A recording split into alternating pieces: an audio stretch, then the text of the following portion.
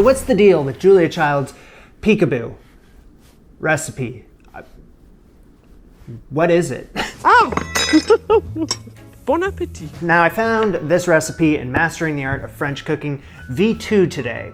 And of course, the word of the day is peekaboo, which is a word I haven't said out loud in probably 30 years. Feels good. So I saw this recipe, Peekaboo cheese tart, a French puff pastry. Feuilleté au fromage, jalousie au fromage. I think that illustration right there kind of sums it all up, does all the describing for me. It's another delicious puff pastry for first courses, luncheons, or for slicing and serving with cocktails. But here's the dealio. I found another peekaboo in this book. It's in the dessert chapter, jalousie peekaboo jam tart of French pastry, with the exact same drawing. Translated literally from the French, it would be called the Venetian blind tart, since that is what jalousie means. Peekaboo seems more appealing. It certainly does.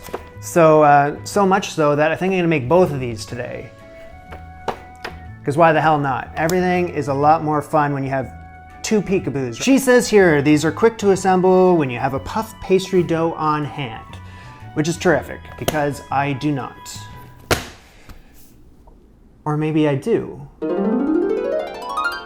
One day ago. Hello. French puff pastry is literally what the French title implies. Hundreds of leaves or layers of dough separated by hundreds of layers of butter. Yeah, there's two puff pastry recipes in this book. The classic puff pastry, which takes 7 hours. This one here is the simple puff pastry. I've made this one before. It took around, 3 to 4 hours. So yeah, I like this one better. I did this last year and everything was successful for the most part. A couple of little hiccups. It was not a good start. Not a good start indeed. You know, I'm getting a little better at this stuff, and since a year has gone by, I want to look at this thing with fresh eyes. 1 pound minus 2 ounces of bread flour. I'm going to put that 2 ounces just off to the side. So stir in 4 ounces of oil. She says salad oil. I have opted for just ordinary Joe Blow canola oil. I have no idea how I always manage to do this. Okay, so already making messes. This is the flour and the oil into another bowl. 1 bowl switch so far. Use an electric mixer. You can go electric if you want, but she says it's hardly worthwhile. Add in 2 teaspoons of salt. Just mix that in quick. 8 ounces, a cup worth of iced water. I don't want to be a cowboy and add all of it at once because I've done that before and it sucks. This looks terrible. It's way too damp. I think I need to just slow my roll for a second. Maybe try again. Start with the spatula, then work your way over to the hands. Just a little at a time. Mix it in. I don't want to use any more water than that. It doesn't need to be in the bowl anymore. It's like a mass. This should be pliable, though not at all damp or sticky. Doesn't need to be a smooth surface, and into a cushion shape. Cushion shape. Sprinkle lightly with flour. Wrap it up in wax paper. Into Ziploc bag. It's gotta go in the fridge for 40 minutes to an hour. 4 sticks of chilled butter. It's a lot, but we knew that going in. So the word on the street is that for like a good puff pastry dough, you want to be using a European butter, because American butter has too much water content in it, not enough fat. Well, here's the dealio. I only have 2 sticks of butter that are European and then 2 that are American. So there's a compromise. But this is something I just found out. So if I had known that prior to filming this, I would have bought all European butter. It's gonna be fine. I'm not too worried about it. Beat it with a rolling pin to soften it. Smear it with the heel of your hand or a scraper. I'll just use the heel. There's American butter. That's the European butter. It stayed smooth and consistent. This stuff's all kind of like crumbly. Now you know. So I have the reserve flour from earlier. I'm just gonna like sprinkle that in because I have to work it into the butter somehow. Perfectly smooth and like a spreading consistency, but remain cool. So I'm just gonna let this hang in the fridge for a brief moment. It's okay. Lightly flour the dough next up and your hands. I'm not gonna clean off the counter surface. It's just kind of greasy, but that's fine. Pat this out until a rectangle about 8 inches wide and 16 inches long. 16 inches long, nope. 8 inches wide, nope. The dough is being pushed rather than rolled so that you will activate the gluten as little as possible. Spread the softened butter over the upper 2/3 of the dough. This is so much butter. And there's a diagram, so I'm just like looking at what I'm supposed to be doing. It's helpful, it's rather helpful. The lower third is unbuttered. Now I gotta somehow flip the page with my butter hands. All right, so I gotta fold the dough. So unbuttered part goes up to the middle, and then the top layer with the butter, fold it. Here's the letter fold. 2 layers of butter, 3 layers of dough. Rotate the dough a quarter turn counterclockwise so that the top flap of dough is to your right. Next up is turn 2, 4-layer fold. Deuxième tour. Starting about an inch from the near edge of the dough, roll your pin rapidly to within an inch of the far end. So pushing away from me, I need to make even a rectangle as possible. After several rolls, you wish it to be 16 inches long, a little longer than that, 8 inches wide. At its widest, yes. Even the sides of the rectangle with the side of your pin. Sprinkle any breaks in the dough with flour, right there. Fold the top and the bottom edges of the rectangle so that they meet in the center. No dough, stay intact. It's torn a bit there. That's okay, we'll just get a little flour on that. It'll be right as rain. Fold them together as if you're closing a book. Now you have completed the second turn and have 8 layers of butter sandwiched in between 9 layers of dough. Press 2 depressions at the top of the dough with the ball ends, not nails, of your fingers. So all wrapped up, needs to go in the fridge for another 40 to 60 minutes. Day goes by fast when you are making up some puff pastry. Remember when I poked my 2 fingers in there? That made no sense. It made 0 sense. Now we gotta finish the dough. Turns 3 and 4. Flour sparingly. It says beat this evenly. But only if it's cold, which it is.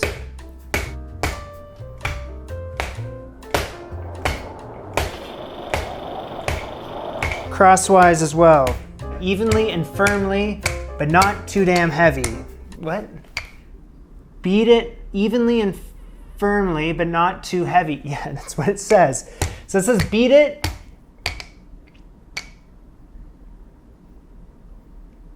Beat it. Once you've done that, roll out the dough rapidly into a rectangle 16 to 18 inches long. Fold rectangle of dough into 3. Rotate so the top flap is to the right. Once it's into that famous rectangle again, I don't need to keep taking out the measuring tape. I get the gist of it, honestly. One more fold into the middle. Whoa, whoa, whoa, whoa, whoa. Okay, the butter is getting softer, so what the hell do I do now? That apparently is 72 layers of butter. Into the fridge until tomorrow. I'll see you then. And we're back to reality. So I gotta start off with making this cheese fondue filling. Fondue de fromage. Cheese filling for cream horns, mille-feuilles, and croquettes. And peekaboos. This is a very thick sauce that will not run or flow out of shape when heated in pastries. She says I need like half of this recipe up to 2/3. I don't want to cut the recipe in half and all of a sudden my measurements are all wonky and then it's like I'm trying to assemble the peekaboo and I can't because I don't have enough filling. I'd rather just avoid all that and have enough. So I'm gonna make all of it. So the filling resembles quite a few fillings that I've made on this show before. So, same old song and dance, just a different day. Gonna be using the snowman today because my poor pizza spatula is, let's not talk about that. Start off here with 2 ounces of flour, half a cup, 125 milliliters of milk. She says 1/4 pint, right? Yeah, a little bit at a time until it's smooth consistency. Maybe a whisk will be better. That's smooth enough. I'm gonna add in 1 ounce of butter. And medium heat. So just incorporate this butter. So once this gets to a boil and becomes lumpy, okay, starting to. Okay, I don't think that's ever gonna come to a boil, but it's sizzling. So I'm gonna turn off the heat. I'm gonna add in 2 eggs. Oh yeah. Okay, now I think I'm gonna grab the whisk and beat this vigorously. Then you gotta turn the heat back on, get it back to a boil. This needs to turn into a thick paste. You're supposed to add the eggs one by one, gradually beat them in, but it. First, let's add some salt, pepper, pinch of nutmeg, take some of that out. Whatever, you like it spicy, you're gonna get it spicy. That's a big ass pinch of cayenne pepper. Tabasco sauce, just a couple drops worth. One, two, three. So the whisk has reached the point where it's now no longer useful. It's just kind of turning into a pain in my ass. So we're back to the snowman. This is 2 ounces of grated Parmesan cheese, 4 ounces of coarsely grated Gruyere cheese. Fold that in while it's still, stop it. Fold that in while it's still hot. Heavy cream to soften it slightly. Around 3 to 4 tablespoons. 1, 2, do 3. Add that 4th tablespoon. Let's go, let's go. Sauce must hold its shape when mounded in a spoon. Holds its shape. Cheese filling, fondue de fromage, finito. So this morning I woke up and then I, shocker, wow, good for you. The butter was kind of getting a bit sticky, so I wanted to give this one more like roll and fold. So I rolled it out, folded it, turned it, rolled it out, folded it. Here we are. One thing that I feel like I could have done yesterday was be a bit better with the flour on the work surface. This thing has got a little bit too much butter kind of like all over the place. So I just kind of want to make sure, okay, just kind of patch it all up. Is that better? Is that better for you? I'm unsure what the most proper way of dividing this in half and then quarters is. You know what, it's probably like that, that, and that, into 4 equal pieces. For the dessert tart, I'm just gonna put these back in the bag, keep them in the fridge until I need them. Because this thing is a bitch to work with when it becomes warm. So we're gonna learn a lot on this first attempt here. Roll half the pastry into an 8, you know what, I'm gonna keep this in the fridge too. Not even in the bag. Some description kind of missing right now of like how to divide this and roll this out the correct way. So I'm just gonna have to use the old noggin right now.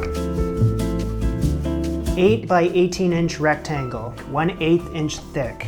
I mean, on the length that's there, but the width is still miles apart. I think I'm gonna have to do a couple of rolls this way. 8 inches is to here.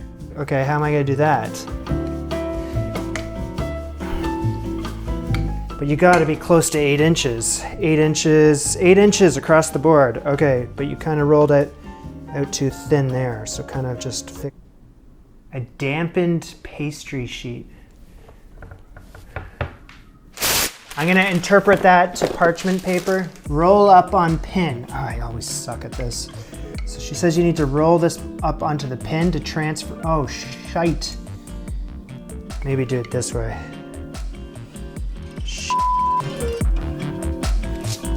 First lesson is just roll it out on the parchment paper. Spread the fondue filling on the pastry. I'm going all out with this thing. I used all the filling. Where's that thing? There it is. Leaving a border 3/4 of an inch from the edge. Turn the border edges up over the filling. A little water. Wet the corners a little bit and turned ends over. Aha. I'm gonna put this on the baking tray. So here we go. 1, 2, 3. Oy! I have to roll out the second piece of dough, which is in the fridge. So I think it's probably beneficial to add this into the fridge while I do just that. Come on, there you go. I need this out so I can do measurements. 15 by 4.5. She says I need to mark this, 15 by 4.5. Forgot I had a ruler. Oh, I need to fold in half lengthwise. So measure that out, 15 by 4.5 divided by 2, 4.5 divided by 2 there. Cut slits in dough 3/8 of an inch apart. Wet edges of filled bottom layer. Oh, she uses a brush. This is the challenging part right here. Come on, Jamie.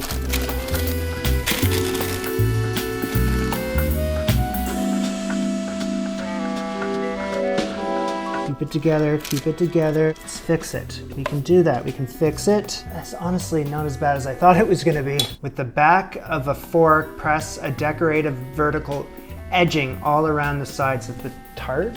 Just cover it with this. Chill for at least half an hour before baking. Please excuse the mess and everything. I'm just gonna be doing this all over again, so just leave it, okay? The filling for this one is simple, very simple. It's just strawberry jam. So I noticed a mistake I did in the one in the fridge, unfortunately. So we're gonna see how that all plays out later. But this is what you have to do to the bottom piece. Take a fork and just kind of like poke it, just like you would like a friggin' pie crust. So you gotta do this, and I cannot believe I forgot to do this on the first one.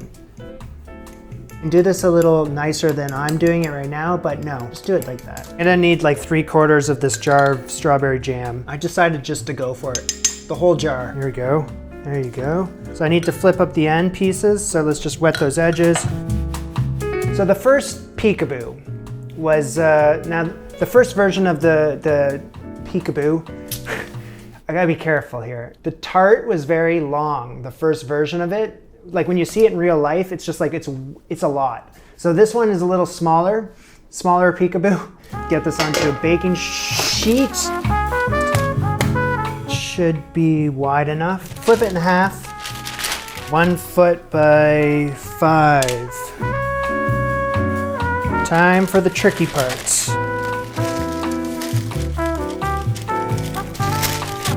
Oh, shit. You had all that real estate and you decided to put it directly on top of the jam. So that's really great. And I forgot to wet the sides, even it all out. Let's get that all, then do that fork thing and brush off flour. So after half an hour in the fridge, this thing has, whoa, beautiful. Definitely firmed up. So I got this egg glaze here, which is 1 egg with like a teaspoon of water. Paint surface of chilled tart with egg glaze. I only want to hit the dough though. I don't want any of this egg in the actual filling. So you know what? I had an idea. Why don't I like redo these fork patterns around the pastry now that it is firmed up? Yeah. It says wait a moment and then give it a second coat. So just take a moment. Little custodial service to the parchment paper. Just a little too much egg all over the place. I don't even know what she's trying to say. It says make cross hatchings on top of sides and ends through the glaze. Make cross hatchings on top of sides and ends through glaze. Cross hatchings, okay. Yeah, I like how? With what? What the hell does that mean? Make cross hatchings on top of sides and ends through glaze. I don't know what that means. I'm skipping it. So the oven light is dead. It's not working. I don't know. So what I'm gonna do is, I can't show you what's going on while this is in the oven, unfortunately. I'm gonna throw this in there gently. Oh wait, that's not gonna make sense. I wanted to bake this one and the dessert one at the same time. I have the dessert one in the freezer.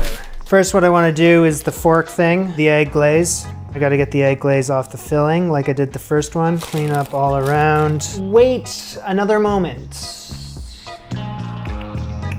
Another egg wash coat. So it says it again here. Make cross hatchings on top of sides and ends through glaze. But at this time it says how you're going to do it. With a fork or a knife. Still confused because there's already fork patterns on here. So am I like double forking it? I think just doing some more fork patterns on top would be the way to go. What I'm gonna do is bake these both in the oven at the exact same time. I'm gonna have one on the lower middle and one on the upper middle. And then halfway through, I'm gonna rotate them. On top of that, I need to bake this thing for 20 minutes in 450-degree Fahrenheit oven and then turn it down to 400 for an additional 30 to 40 minutes. I really hope that all makes sense. It made sense up here. Hey, shit. Technical difficulties with the jelly Peekaboo. The top started separating from the bottom, probably because I added too much filling, because I like filling. I had to reconnect like the top and the bottom kind of, and then lean a loaf pan up against it and keep it in place while it bakes. What else? The cheese Peekaboo is starting to burn on the bottom. Still has quite a ways to go in the oven too. Hopefully that doesn't burn. That was 30 minutes. I felt like 40 minutes was going to be way too long.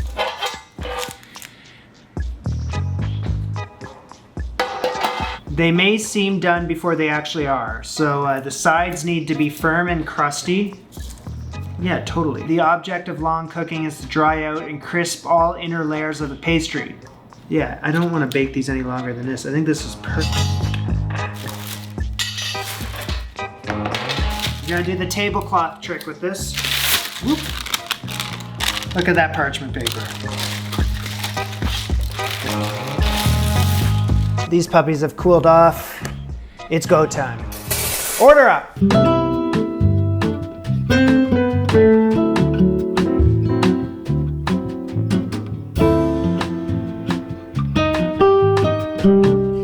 Whoops.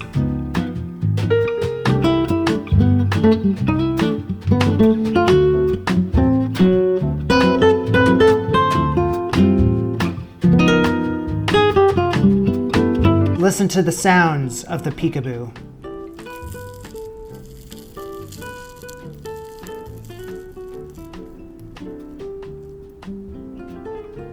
Peekaboo. Look at the layers and the flakiness of this pastry.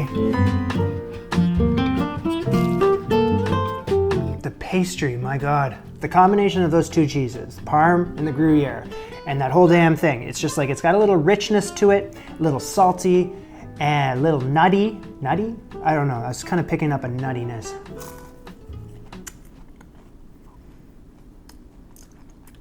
I don't know about the nutty. My palate's not there yet. I didn't think I was capable of such things. This tastes like something that was made by someone that wasn't me. It tastes like I bought it somewhere. Here's the strawberry one. Peekaboo. This one tastes like I'm eating a croissant with jam spread all over it. Again, I just want to keep highlighting those layers. I got a problem here, and it's a good problem to have, but I don't know which one I like better. I don't even know why I need to make a choice. It doesn't matter. They're both fantastic, 10 out of 10. Kind of got like turnover vibes, kind of croissant vibes. Just a delicious little, everyone's sleeping on the Peekaboo. By far the best pastry I've ever made. I've never had one that was just that flaky. Like, it's a goddamn mess in here. It's a mess. So why don't we do this? Why don't we all band together here and make this Peekaboo one of the trendiest dishes of 2022. The Peekaboo for 2022. Okay, I can stop saying Peekaboo now. This was Jamie and Julia. Bon appetit. Au revoir. So head over to my Patreon if you're interested in supporting the show, if you want to actually partake in Patreon only live streams where you can talk to me directly if you have a question to ask. There's extra content over there, and it's just a cool place to hang out. So if you want to support the show, head over to Patreon. It's linked right here or in the description. Or you can just hang out here too. It's either way is cool.